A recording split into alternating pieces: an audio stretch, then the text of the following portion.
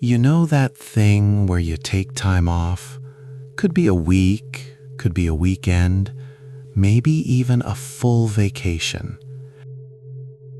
And you feel better. Your body relaxes, your mind clears. You remember what it feels like to breathe. For a moment, then you come back, and within 3 days, sometimes hours, gone.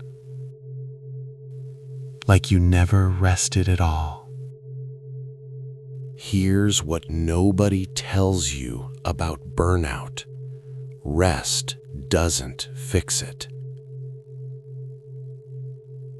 Not because you're doing rest wrong, not because you didn't rest long enough, but because rest can't fix structural problems.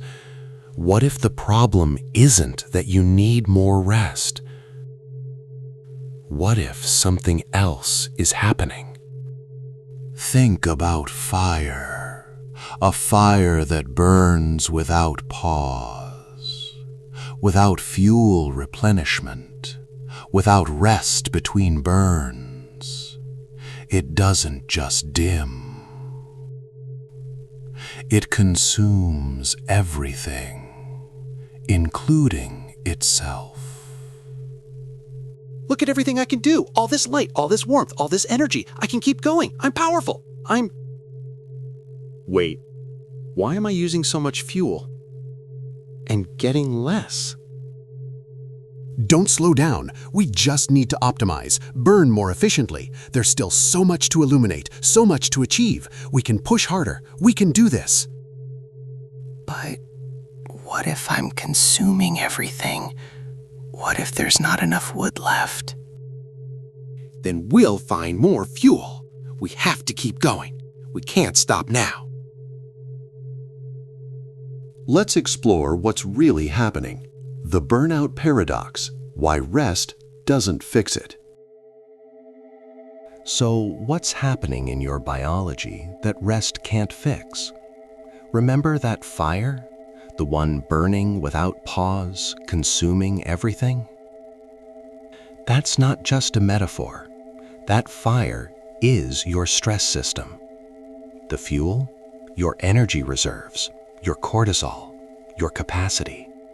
The burning, constant stress activation, never stopping. Running out of fuel? That's what we're about to see happening in your brain. Let's look at exactly how this works. Your brain has what we call an alarm system. Scientists call it the amygdala. Think of it as your ancient guardian. Watching, always watching, keeping you safe. This system evolved to handle occasional threats. A predator appears, your alarm screams, you run, you survive. Then, the threat passes. Your system calms down. But here's the problem with modern life. Your brain can't tell the difference between a lion and your inbox. Danger, threat, email, meeting, deadline, must stay alert, can't rest, more threats, coming. And so, the alarm stays on, constantly. When your alarm system, your stress system, what scientists call the HPA axis, senses threat, it goes into overdrive. Cortisol floods your system. Your heart rate climbs. You're alert, ready, wired for action. Burning faster and need more fuel. Must maintain. Danger, threat, must stay alert, can't stop, more coming, always more coming. You feel productive almost, high functioning. But underneath, you're exhausted. You can't sleep well. Your mind races. You're always on. This is phase 1. Your system running at maximum capacity, trying to keep you safe from threats. that never end. But here's what your brain doesn't tell you. Your system can't maintain overdrive forever. After months, sometimes years of constant activation, something shifts. Your stress system crashes. Cortisol doesn't spike anymore. It flatlines. Danger. I can't keep. You don't feel wired anymore. You feel nothing. Numb. Detached. Like you can't care anymore. Even when you want to. This is phase 2. Not tired in a way that sleep fixes. Where did the fuel go? I'm burning through everything and getting less light. So you take a week off, and yes, your cortisol might drop temporarily. Your body gets a break from constant activation. But the system itself, it's dysregulated. It can't reset anymore. It's like a thermostat that's been stuck on maximum for so long, it forgot how to regulate temperature. Rest gives you temporary relief, but it can't fix a regulation system that's fundamentally broken. Battery 18%. Task list 847 items. Processing. Error. Cannot compute optimal path. And there's more. Your brain's decision center, the prefrontal cortex, it's running on fumes. Every decision you make builds up something called glutamate in your brain. It's like exhaust from mental work. Normally, rest clears it. But when you're chronically burning out, it accumulates. Just optimize better, work smarter, push through. We can do this. System overload. Cannot optimize what is broken. Everything feels harder because your brain is trying to run a marathon on an empty tank. Rest might refuel the tank temporarily, but it can't fix the fact that you're being asked to run a marathon every single day. Something deeper is happening here. Something beyond biology. So we've seen what's happening biologically. Your stress system, the HPA axis, stuck in overdrive or crashed into shutdown. Your brain's decision center running on fumes. But burnout isn't just biological exhaustion. Burnout has 3 dimensions. 1, exhaustion, the tiredness, the depletion, the running on empty. This is the part that rest helps, temporarily. 2, cynicism, detachment, distance, not caring anymore about things you used to care about. 3, inefficacy, the feeling that nothing you do matters, that you're failing despite trying. Rest addresses dimension 1, but 2 and 3, they need something rest can't give. There's a term that comes from combat veterans, moral injury. It was first used to describe what happens to soldiers who were forced to do things that violated their deepest values. Not about physical danger, about being forced to act against your own integrity. To do things you knew were wrong, but had no choice, systematically, repeatedly, with no agency to stop. And here's what researchers started noticing. This same pattern shows up in workplaces. Every morning you go to work, and every morning you do things that violate who you are. Every morning, I do work that violates who I am. I smile through meetings that feel meaningless. I enforce policies I don't believe in. I stay silent when I want to speak up. Every single day. Not because I'm weak, because the system gives me no choice. And every day is a small betrayal of something I can't even name. That unnamed thing. It's your integrity, your sense of what's right, your values, the person you thought you'd be.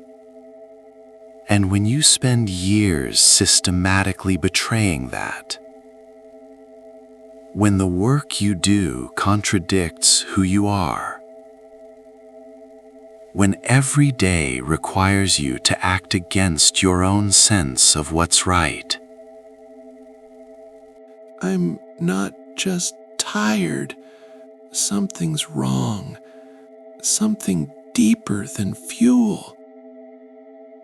Rest can't fix that. A vacation can't restore integrity that's being systematically compromised. This isn't tiredness. This is moral injury. And there's another layer. You have no control over how your work is done, when it's done, what gets prioritized, how it's measured. Maybe if I reframe this, or adjust my expectations, or try this coping strategy, or read this productivity book, or optimize my morning routine, or practice more gratitude, or... You can't think your way out of structural powerlessness. It's called learned helplessness, not because you're giving up, but because you've learned through repeated experience that nothing you do changes anything. Nothing changes. Nothing ever changes. Rest can't restore agency that the system took away. A weekend can't give you back control that you never had. So here's what's really happening. Rest addresses exhaustion, but it doesn't address cynicism. It doesn't address inefficacy. It doesn't heal moral injury. It doesn't restore lost agency. You come back physically better, but you're still doing work that betrays your values. You still have no control. You still feel ineffective. The tiredness was just the symptom. The cause runs deeper. So far, we've been looking at what's happening to you, your biology, your psychology, your experience. But here's what's crucial to understand. This isn't just happening to you. This is structural. Productivity, efficiency, output, more, faster, always. Economic systems that measure your worth by your output, that demand constant acceleration, that treat rest as weakness, boundaries as lack of commitment. There's a worldview that's become gospel in modern work culture. Your value equals your output. Rest, that's laziness. Boundaries, that's lack of commitment. Burnout, that's a you problem. I thought if I just worked smarter, optimized better. But the system demands this. It's not me failing to keep up. It's inhuman conditions. No fuel left. And they keep demanding light. In 1988, Black feminist Audre Lorde wrote something powerful. She said that taking care of yourself isn't self-indulgence, it's self-preservation, and it's an act of political resistance. Self-care as resistance. refusing to let oppressive systems destroy you. But here's what happened. Feeling burned out? Try our mindfulness app, only $12.99 per month. Our productivity planner, $34.95. Weekend wellness retreat, just $3,500. Premium meditation subscription. Burnout recovery program. Self-optimization bundle. Wait, the system that exhausted me is now selling me recovery? Does not compute. The system that created your burnout is now profiting from it. Self-care transformed from radical resistance into another product to buy, another thing to optimize, another way to fail, another way to make you believe the problem is that you're not self-caring hard enough. A bath bomb can't fix a broken system, but it can make you feel like the problem is you. There's a pattern here that's been recognized for over a century. When humans are forced to function like machines in systems designed for extraction, not sustainability, something predictable happens. Alienation from your work. It feels meaningless. Alienation from the process. You have no control over how it's done. Alienation from yourself. Your identity erodes. Alienation from others. You're isolated, competing instead of connecting. This isn't new. This is what happens when human beings are treated as resources to extract value from, not people to care for. So watch how this all connects. Your brain's stress response, the HPA axis we talked about, gets triggered by systems designed for constant productivity. You feel values misalignment, moral injury, because the work actually does betray who you are, in a culture that measures worth only by output. You experience loss of agency in workplaces that were literally designed without worker control in mind. This isn't 5 separate problems. It's one pattern. Individual psychology and systemic forces. You can't separate them. Your burnout is happening in your body, yes, but it's being created by structures bigger than your body. This isn't all on you. Some of this is bigger than you. And that's actually important to see clearly. Ancient wisdom traditions from around the world, separated by centuries, continents, beliefs, all saw the same pattern we've been exploring. A pattern about sustainability, about what it means to be human, about what happens when we forget. Buddhism recognized something fundamental about suffering. It comes from attachment to outcomes, to control over what we can't control. There's a concept called right livelihood. It means work should be aligned with your values, not just for ethics, for mental health. When your work violates who you are, your mind suffers, not because you're weak, because you're human. The Stoics talked about the dichotomy of control. Focus only on what's within your power. Everything else is wasted energy. Marcus Aurelius, a Roman emperor, wrote about confining yourself to the present. Even emperors burned out trying to control what couldn't be controlled. The lesson isn't give up, it's see clearly what's actually yours to carry. Lao Tzu taught about Wu Wei, effortless action, not forcing, not fighting the current. Water doesn't force through stone, it flows around. And over time, without force, water wears away stone. Forcing against the natural flow creates exhaustion, what we've called allostatic load. The Taoists recognized it thousands of years ago. They called it going against the Tao. Indigenous peoples across the world built civilizations around a practice, 7 generations thinking. Every decision considered for its impact 7 generations into the future. Not quarterly profits, not annual reviews, 7 generations.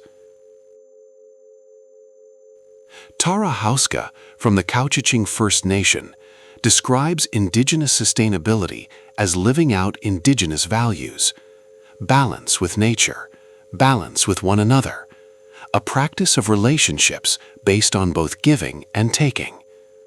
The dominant culture says extract, maximize, optimize, deplete. Indigenous wisdom says reciprocity, cycles, relationship, sustainability. And here's what proves it works. Indigenous peoples are 6% of the world's population. They manage 22% of Earth's land, and they protect 80% of remaining biodiversity. These practices aren't romantic or mystical. They're proven over millennia, designed for long-term sustainability of land, of community, of human beings. Rest isn't death. It's necessary for renewal. See what's beautiful. Buddhists saw it. Stoics saw it. Taoists saw it. Indigenous peoples lived it. Humans need rhythm, not relentless. Relationship, not transaction. Cycles, not linear acceleration. Being, not just doing.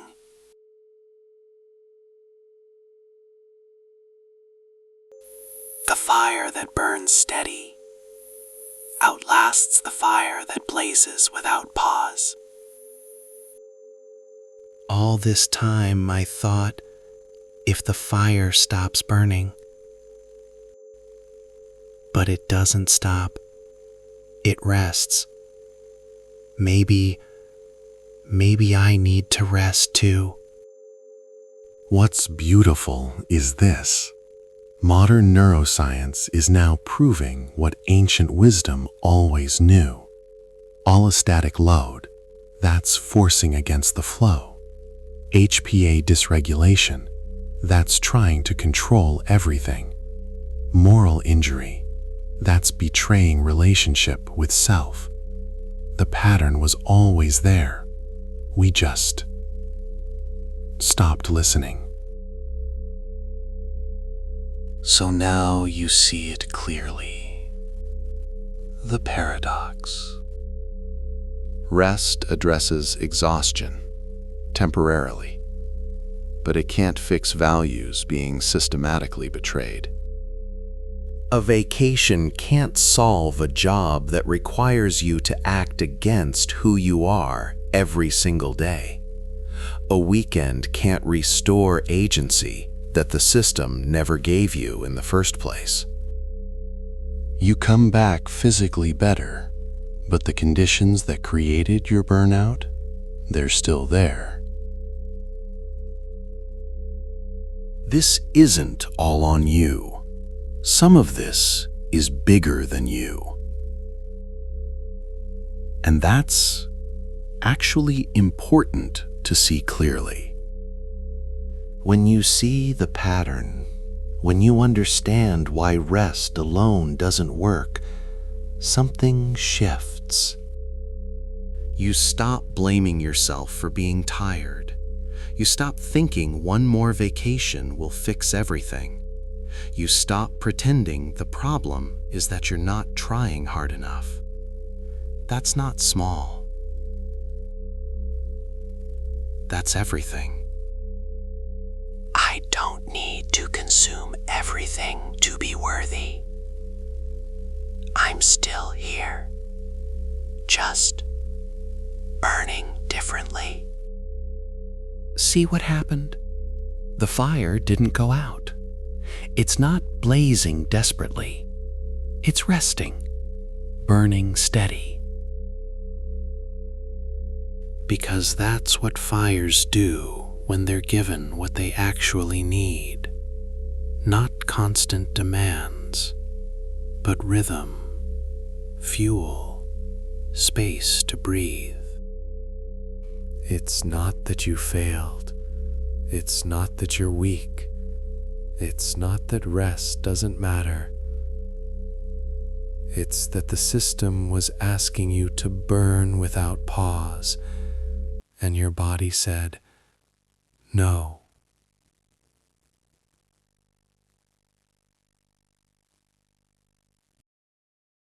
And when you see that clearly, space opens up. Not as a fix, not as permission, just as seeing. And in that seeing, something shifts.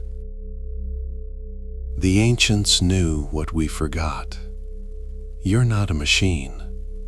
You never were. The fire needs rest.